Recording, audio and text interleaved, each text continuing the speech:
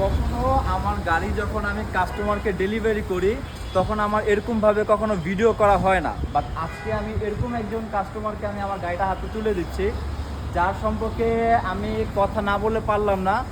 এই WXB নোয়া গাড়িটা আপনারা দেখছেন আমরা যখন লাইভ করছি, তো এই কাস্টমারটা আমার হচ্ছে ইতালির একজন প্রবাসী। উনি এই গাড়িটা উনি না দেখে জাস্ট হচ্ছে আমার ভিডিও দেখছে এবং আমার কথার মাধ্যমেই উনি আমার গাড়িটা 10 লক্ষ টাকা ফার্স্টে আমাকে অ্যাডভান্স করে দিছে, কোনো কিছু জিজ্ঞেস করা বাদে, জাস্ট আমার কথার বিশ্বাসে।